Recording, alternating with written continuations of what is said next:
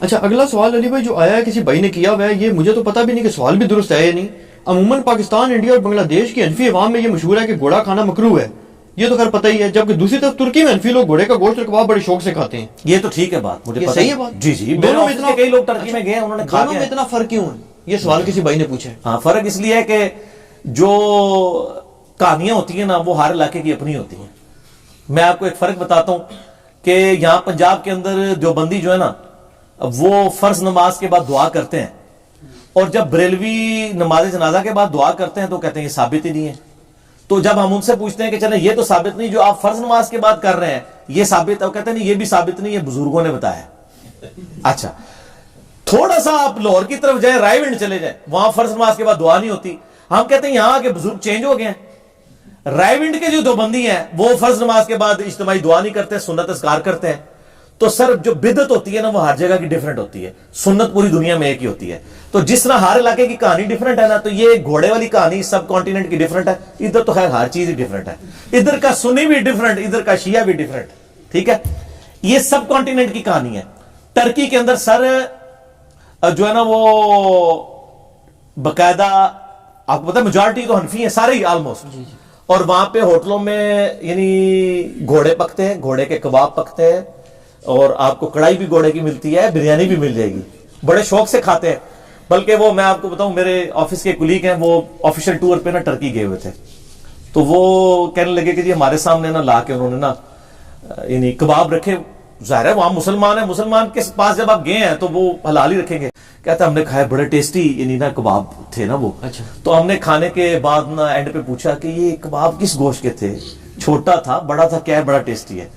تو وہ اب کہتے ہیں کہ وہ نا جو ویٹر سے پوچھا نا تو اس کو تو نہیں سمجھ آتی تھی، جو اردو تو نہیں آنی یا انگلش بھی نہیں، ان کو ٹرکش وہ بولتے ہیں نا، یورپ میں یہ ہے. فرینچ جو ہے وہ اپنی فرینچ لینگویج بولتے ہیں، جرمن جو ہے جرمنی بولتے ہیں. کہتا ہے جی ہم نے اس کو اشارہ کیا یہ کس کا ہے، تو وہ نا بار بار جو ہے نا وہ اشارہ کرے ٹاؤں ٹاؤں ٹاؤں ٹاؤں ٹاؤں ٹاؤں ٹاؤں ٹاؤں. کہتے ہیں یار یہ ٹاؤں ٹاؤں ٹاؤں کیا چیز ہے. تو وہ نا پریشان ہو گئے کہ یار یہ کوئی کتا ہی رکھوا چڑھا ہے سانو کہڑی شاید کو آ چڑھی رہے، ٹاؤں ٹاؤں تے کتا ہی کرتا ہے.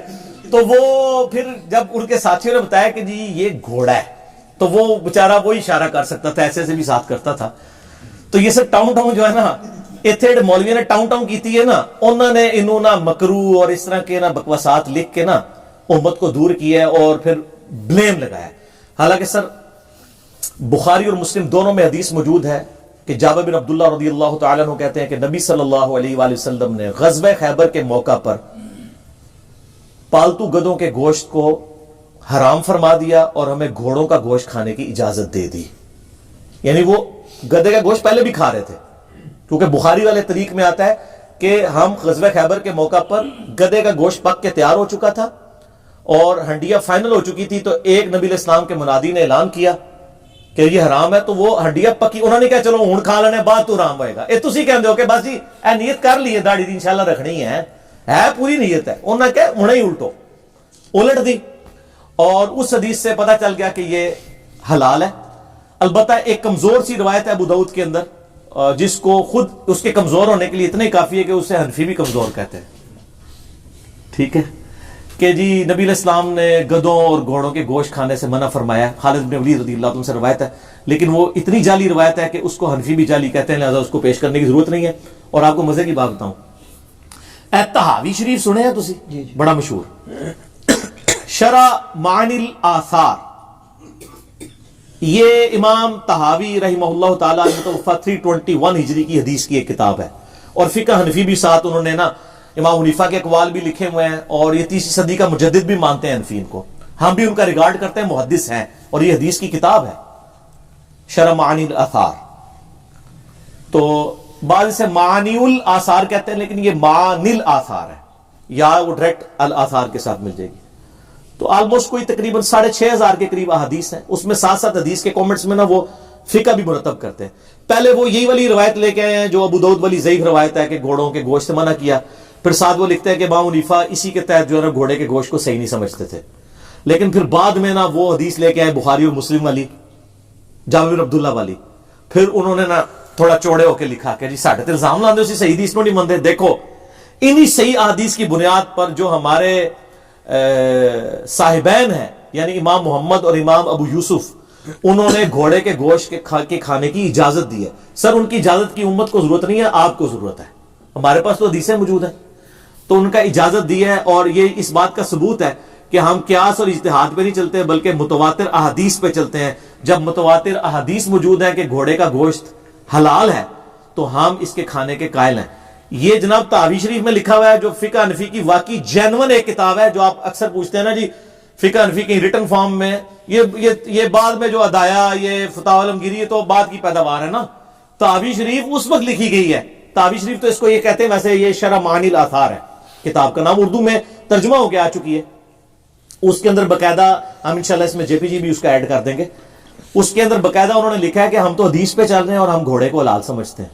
لیکن سر انہوں نے اپنی پبلک کو کیا کہانی کرائی, وہ کہانی ہے وہ جی دیکھیں جی جو ہے نا وہ جہاد میں اب بزرگوں کی بات بھی رہ جائے, وہ جی جہاد میں گھوڑے استعمال ہوتے تھے. اور یار ادو ہونے سن ہوں تک بزرگوں کی جیڑی مطلب لکیر پٹتے پہ ہوں کہڑے گھوڑے استعمال ہو رہے ہیں. وہ اس لیے پھر اس وقت انہوں نے کہا کہ حرام تو نہیں مکروہ ہے. سر شریعت میں آپ اپنی طرف سے کوئی چیز انجیکٹ کر ہی نہیں سکتے. مکروہ کہنے کا آپ کو اختیار ہے حلال چیز کو. وَلِعَاذُ بِاللَّهِ تعالی قرآن حکیم میں اللہ تبارک تعالیٰ نے ایک کیٹاگوریکل مینشن کیا ہے کہ مت کہا کرو کہ یہ چیز حرام ہے اور یہ حلال ہے جب تک کہ تمہیں کوئی شرعی دلیل نہ مل جائے. اپنی طرح سے حلال اور حرام کے فتوے نہ لگایا کرو. تمہیں کس نے یہ یعنی اجازت دی ہے کہ تم اس قسم کے فتوے لگاؤ؟ تو کہتے ہیں جی وہ اس وقت جہاد میں استعمال ہوتا تھا اس لیے امام حنیفہ نے کہا دیا ہے مکروہ ہے. اب مکروہ کا لفظ ڈال دیا, نہ ہیوں میں نہ شیوں میں, درمیان میں ڈال دیا. کوئی حلال کہے گا تو کہیں گے نہیں مکروہ ہے, اور کہے گا یار اس کو آپ مکروہ کہہ رہے ہو, کہیں گے ہم حرام تو نہیں کہہ رہے نا, مکروہ ہی کہہ رہے ہیں. اے کہانی اس پہ میرا ایک کلپ ہے, علماء مامو کیسے بناتے ہیں. سنجے دت کی تصویر بھی لگی ہوئی ہے ساتھ اس کے, تو آپ کو پتہ چلے گا میں نے ان کی بڑی مثالیں دی ہیں مامو بنانے کی. تو یہ انہوں نے بنایا مامو, اور مامو ایسے بنایا کہ فقہ حنفی کی جو یہاں پہ اردو میں کتابیں پائی جاتی ہیں نا, بریلوی مکتبہ فکر کی کتاب کون سی ہے جی, بار شریعت. سر 30 سال میں تقریباً اس بندے نے لکھی ہے, وہ 30 سال میں, اور 30 سال ہے کام کرتا رہا بندہ. انہیں جتنی فقہ دی کتابوں سے اردو ٹرانسلیشن کر کے چلے ہمارے لیے فائدہ ہو گیا. اس کے آپ 15ویں حصے میں جائیں نا, سر میں نے داڑھی مجھ نکلنے سے پہلے بار شریعت پڑھی ہوئی ہے 1994 میں جب میں ایف ایس سی میں تھا.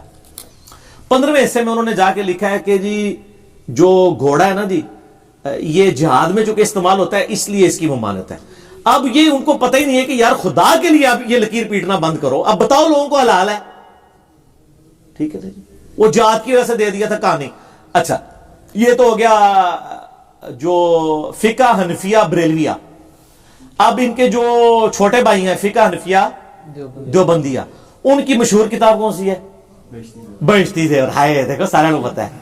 ٹھیک ہے, انہاں دے بزرگ رہے نا, سارے دے بزرگ رہے نا اپنے اپنے زمانے چ, سارے اتوں ہی تھے آئے ہو نا, تسی بھی اتوں ہی آئے ہو نا. اچھا تو بہشتی زیور کے اندر بھی جو حلال اور حرام والا چیپٹر ہے اس میں باقاعدہ انہوں نے لکھا ہے کہ گھوڑے کا گوشت حلال تو ہے لیکن کھانا نہیں چاہیے. دیکھو کہانی, ٹھیک ہے, کڈی کڈی کہانیاں کراندے نے. اور پھر کہندے نے جی علی پھر ساڈے چینگے لاندا ہے. تو میں چینگے نہیں لاندا سر, بالکل میں چینگے نہیں لاندا. میں صرف کہنا کہ سر نہ میں بابی نہ میں بابی, میں ہوں مسلم علمی کتابی. ٹھیک ہو گیا.